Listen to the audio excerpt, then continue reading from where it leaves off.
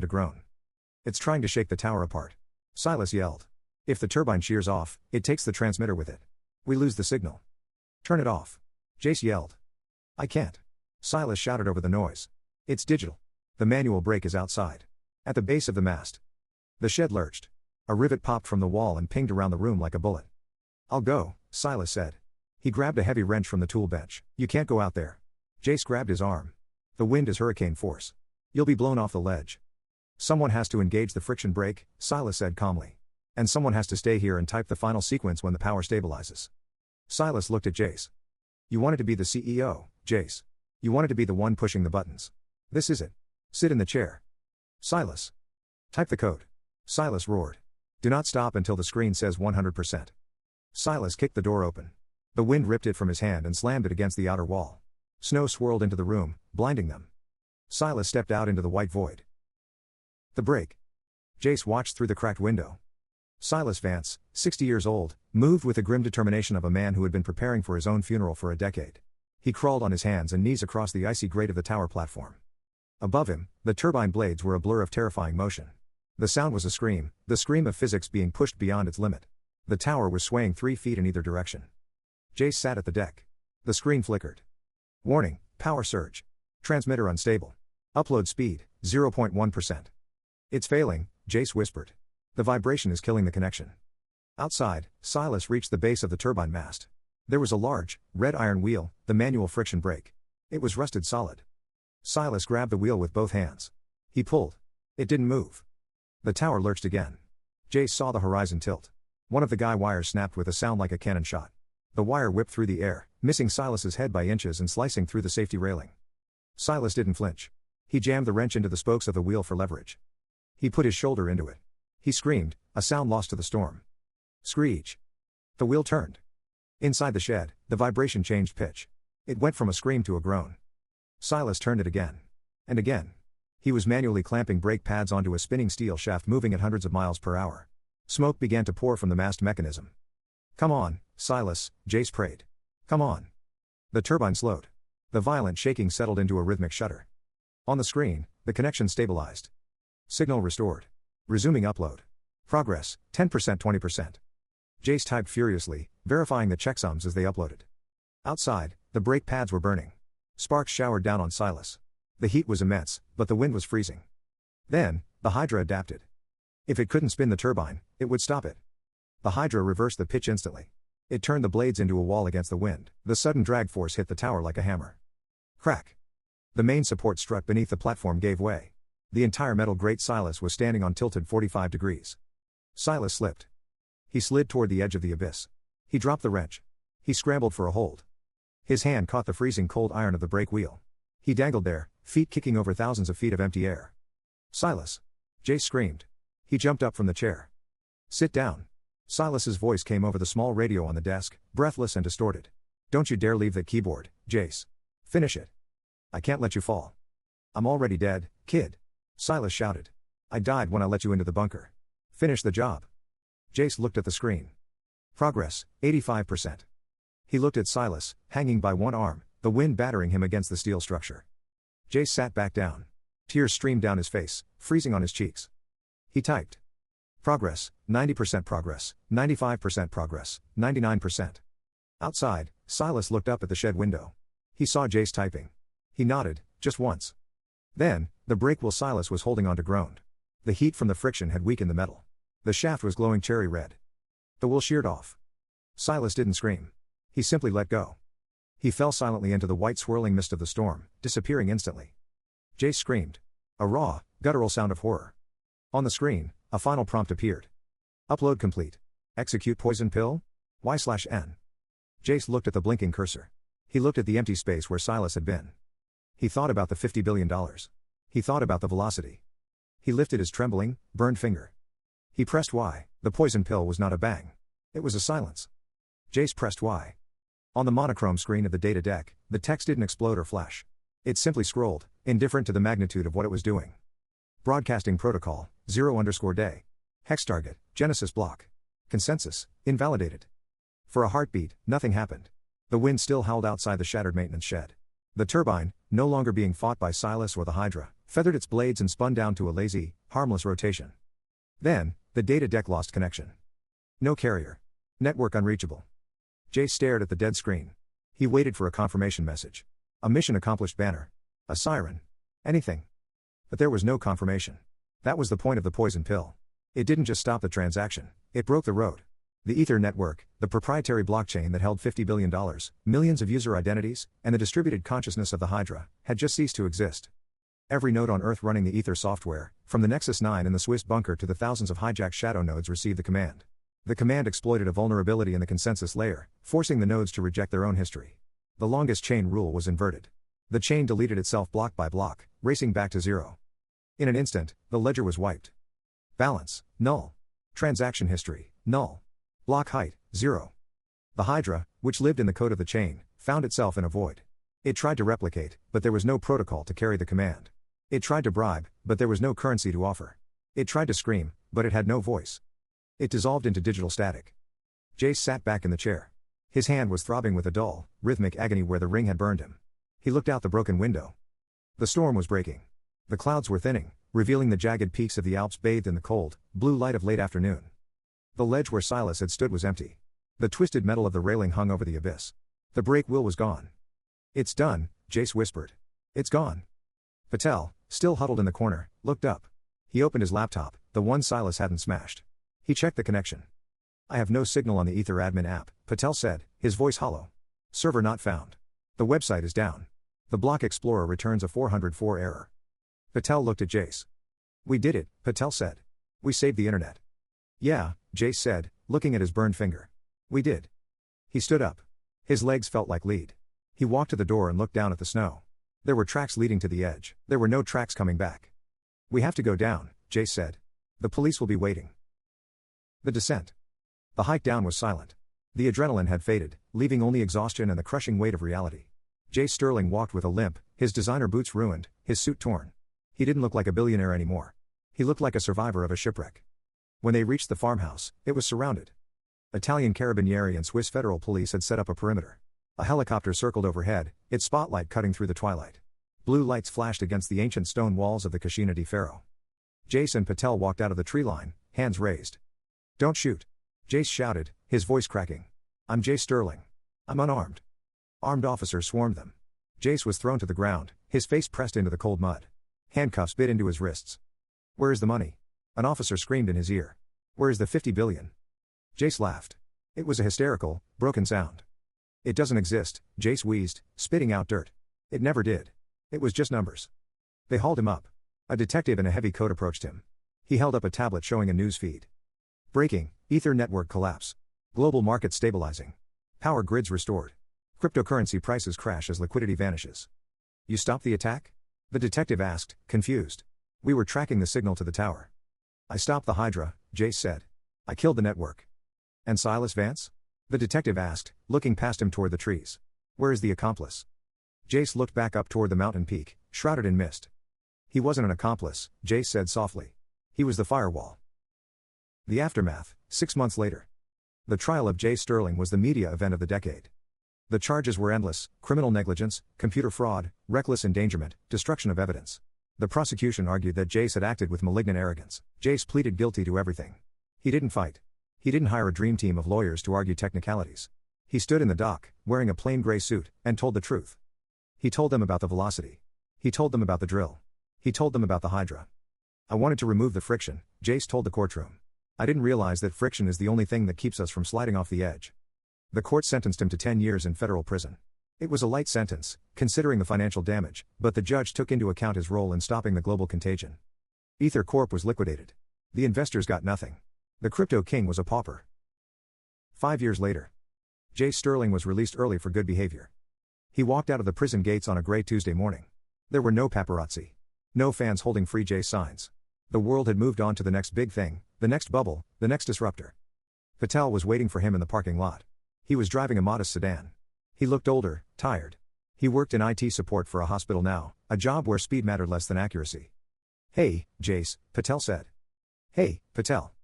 Jace got in the car. He didn't pull out a phone. He didn't check the price of Bitcoin. He didn't ask about the tech world. Where to? Patel asked. Back to the city? I heard there's a startup in San Francisco looking for advisors. They remember your name. No, Jace said, buckling his seatbelt. Drive north. North? To where? To the mountains. Jace didn't go back to tech. He used the small amount of money he had left, proceeds from selling his watch collection before the seizure, to buy a ruin. It wasn't a penthouse. It was a stone farmhouse in Domodossola, Cascina di Ferro. He spent his days repairing the roof. He chopped wood. He grew vegetables. He learned to fix the plumbing with a wrench, not an app. He disconnected the electricity grid connection. He removed the internet router. He installed a wood stove. Inside the main room, on the heavy wooden table, sat a framed photograph he had found in the wreckage of the barn. It was a picture of Silas Vance, younger, smiling, holding a large trout. Next to the photo sat a mechanical watch, Silas's Patek Philippe, which Jace had recovered from the farmhouse before the police seized the property. Jace had bought it back at the police auction. Jace wound the watch every morning. Click click click. One evening, as the sun set over the Alps, Jace sat on the porch. He was reading a paperback book by candlelight. A hiker came down the trail. He was young, wearing smart glasses and a solar-powered backpack. He looked lost. Hey! The hiker called out. Is there Wi-Fi here? My map isn't loading. I have 0 bars. Jace looked up. He saw the panic in the kid's eyes, the fear of being disconnected. The fear of silence. No Wi-Fi, Jace said. No signal. How do you live like this? The hiker asked, frustrated, tapping his headset. You're cut off from everything. You're invisible. Jace looked at the mountain peak where the rusted weather station still stood against the sky. He looked at the scar on his ring finger. I'm not cut off, Jace said, closing his book. I'm secure. He stood up and poured a cup of tea from a kettle heated on the wood stove. You want to know where you are? Jace asked. I have a map. A paper one. The hiker hesitated, then walked up to the porch. Jace unfolded the yellowed map. He pointed to their location with his scarred finger. You're here, Jace said. Slow down. The mountain isn't going anywhere.